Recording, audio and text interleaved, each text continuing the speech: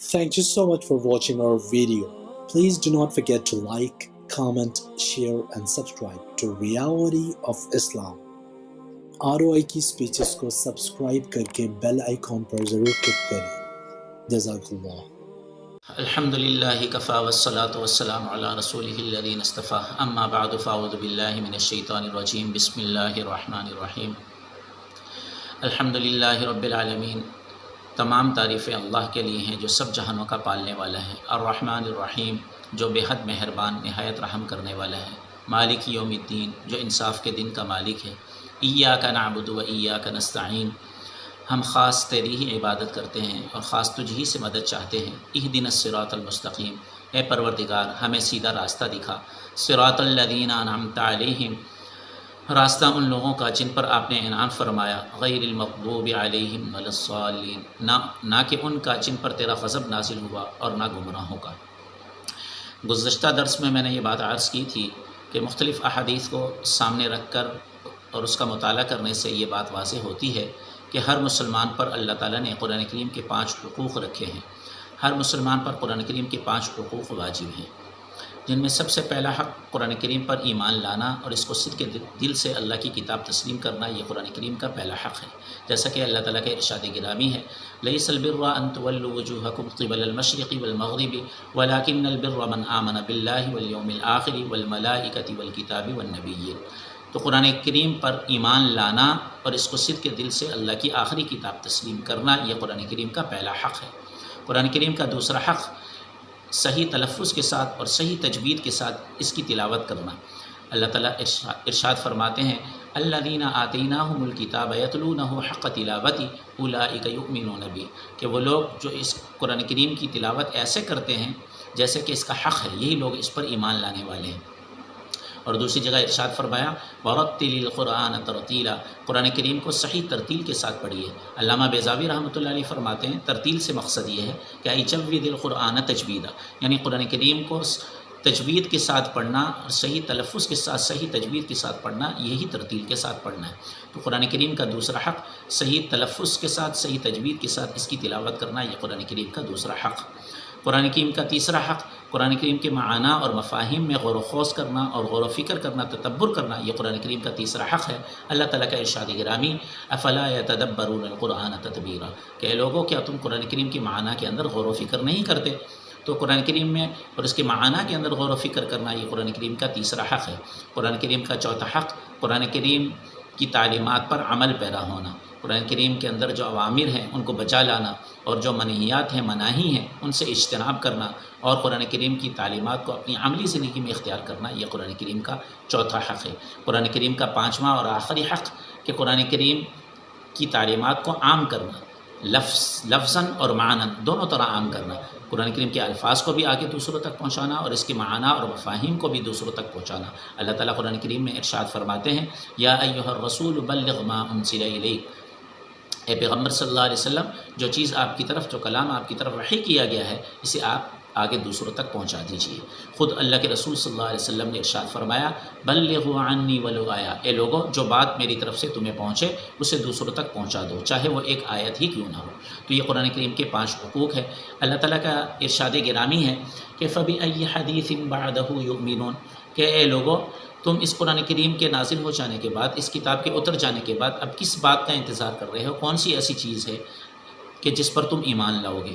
اب یہ اللہ کی آخری کتاب جو اللہ تعالیٰ نے اپنے آخری پیغمبر حضرت محمد مصطفیٰ صلی اللہ علیہ وسلم پر نازل فرما دی، اسی پر عمل کر کر اور اسی پر ایمان لا کر دنیا اور آخرت کی فلاح حاصل ہو سکتی ہے. اس کے بعد اب نہ تو کہ کتاب آسمان سے اترنے والی، نہ کوئی صحیفہ اترنے والا ہے اور نہ کوئی کلام اترنے والا، کوئی نوشتہ کسی قسم کا اترنے والا ہے. یہ اللہ کی آخری کتاب تھی جو اللہ تعالیٰ نے اپنے پیغمبر حضرت محمد مصطفیٰ صلی اللہ علیہ وسلم پر نازل کر دی.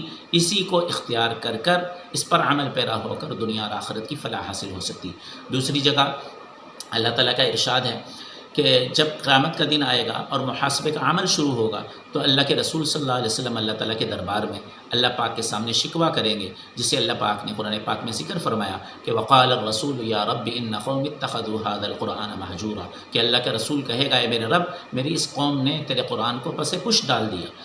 پس پش ڈال دینے سے مقصد کہ کافروں نے تو سرے سے اس کو اللہ کی کتاب مانا ہی نہیں، اور جن لوگوں نے اس کو اللہ کی کتاب مانا اور اللہ کا کلام مانا، انہوں نے اس کی تعلیمات کو نظر انداز کر دیا اور اس کی تعلیمات کو فراموش کر دیا اور پس پش ڈال دیا۔ دوسری جگہ اللہ تعالیٰ کا ارشاد ہے، اللہ تعالیٰ اپنے پیغمبر حضرت محمد مصطفیٰ صلی اللہ علیہ وسلم سے ارشاد فرما رہے ہیں کہ فَلَا تُطِعِ الْكَافِرِينَ وَجَاهِدْهُمْ بِهِ جِهَادًا كَبِيرًا۔ اے پیغمبر صلی اللہ علیہ وسلم، آپ کافروں کا کہنا نہ مانیں، آپ ان کی اطاعت نہ کریں، آپ اس قرآن کریم کے ذریعے سے دنیا کے اندر انقلاب برپا کریں اور جہاد کبیر کریں۔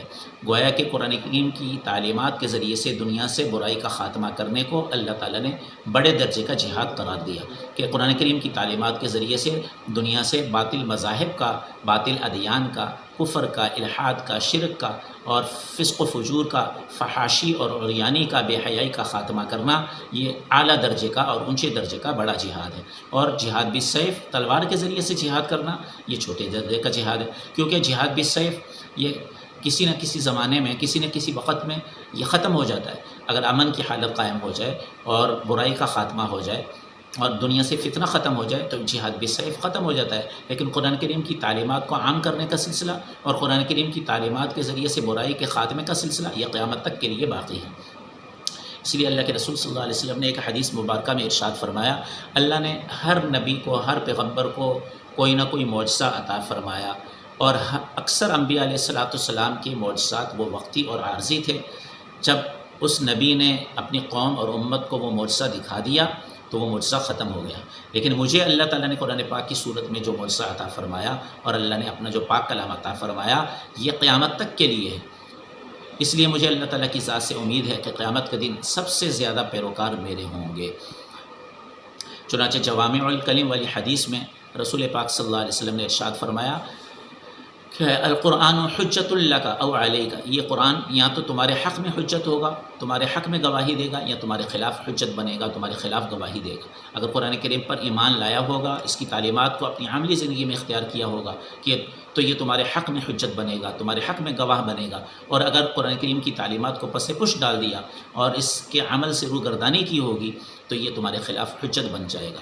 اس لیے اللہ کے رسول صلی اللہ علیہ وسلم نے آداب قرآن کے سلسلے میں ارشاد فرمایا، یا اہل القرآن لا تتوسدوا القرآن واتلوہ وافشوہ، اے قرآن کریم پڑھنے والو، اس پر ایمان لانے والو، تم اس قرآن کریم کو اپنے سر کے نیچے نہ رکھو، اس کو تکیہ نہ بناؤ، بلکہ اس کو پڑھو اور پڑھاؤ، اور وافشوہ، اور اس کے پیغام کو عام کرو، اس کی تعلیمات کو عام کرو، اور اس کے ثواب میں جلدی نہ کرو۔